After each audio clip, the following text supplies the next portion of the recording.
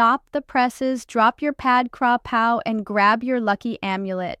Because today's headline is hotter than a Bangkok footpath at noon.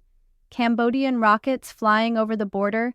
Thai civilians caught in the crossfire. It sounds like a blockbuster movie, but it's all too real, folks. But before we turn this drama up to 11, don't forget to like, comment, and subscribe to Bangkok Buzz, where we break down Thailand's wildest news with a little extra flavor. You know you want more spicy retellings in your feed. Intro. Alright, let's set the scene. It's Thursday morning. You're thinking about 7-Eleven toasties or minding your own business filling up at the PTT petrol station. Then, boom! Cambodia launches a surprise artillery attack. Rockets come whistling over the border. And instead of worrying about rush hour traffic or running out of mobile data, civilians in not one, not two, but 4 provinces are running for cover. This is not your average morning market drama with screaming grannies and plastic stools flying. This is actual artillery, folks, the attack. Here's the roll call of chaos. Ban Phu, Sa Ket, normally the spot for quiet countryside scenes and maybe the odd water buffalo photobomb.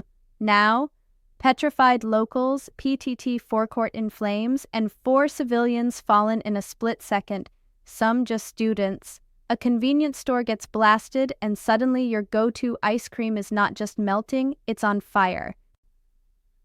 The border districts lit up faster than a Loy Krathong sky lantern after a Red Bull or 2. In Surin, Kapcheng district's morning peace gets shattered by 2 BM-21 rockets. And these rockets, they're like the tuk-tuks of mayhem, small, but boy, can they cause trouble. 2 more civilians killed, including a kid, just 8 years old, and houses left looking like bad Jenga games gone wrong. Escalation. Meanwhile, in Ubon Ratchathani, the morning news is interrupted by explosions. An entire village goes on high alert and property damage ticks up. Even the cows are probably thinking, can a buffalo get a break around here? Let's not forget Buriram, usually famous for football, but today for flying shrapnel. Crops, barns, and livestock. Let's just say this harvest is going to have a few more surprises than we bargained for. What the army says. Now, the Royal Thai Army jumps into action. They're dusting off the sovereignty defense playbook and reminding everyone, hit us and we'll hit back. But this isn't a street food squabble over the last fried chicken wing. These violations are serious, folks. Humanitarian lines crossed, civilians targeted, and over 14 injured. The authorities aren't just putting out statements, they're literally putting out fires.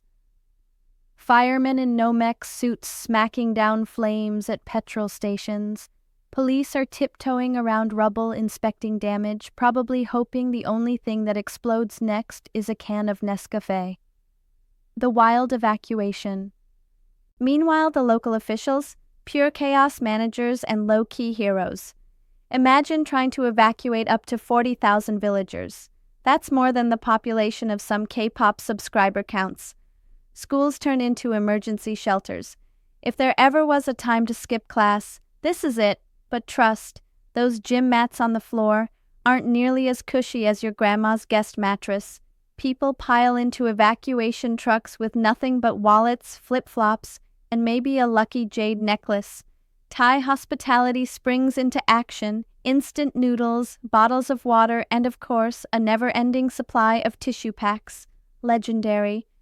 Chaotic aftermath. Survey teams can't even get to the sites because, there's still live artillery flying around. Where's your average insurance adjuster when you need them? How did your house burn down? Cambodian rocket crap. Hospitals are on turbo mode, relocating patients from facilities near the blast sites. Picture nurses racing with IV drips, all while the temple bells are barely keeping up with the medical chaos. Reactions and heroes. Local leaders step up. Don't panic, we have shelters, and yes, there's enough rice to go around. Meanwhile, villagers flex the real Thai resilience, making jokes, sharing phone chargers, and probably debating which Channel 7 news anchor looks best under fluorescent lights. And let's just take a moment for the teachers, the monks, the aunties with plastic bags full of sticky rice.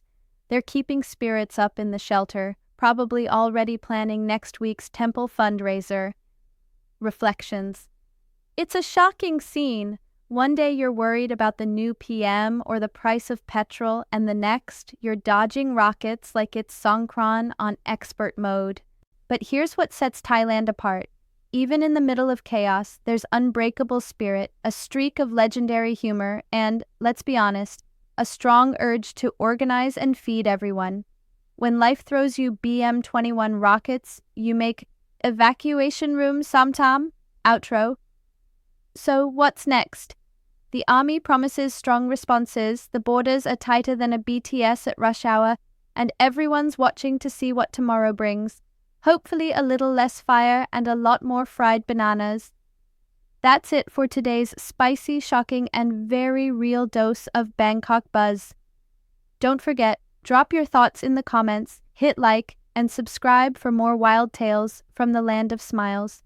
Stay safe, stay curious, and remember, when the world throws drama, Thailand responds with spirit and maybe a side of chili sauce. Class dismissed.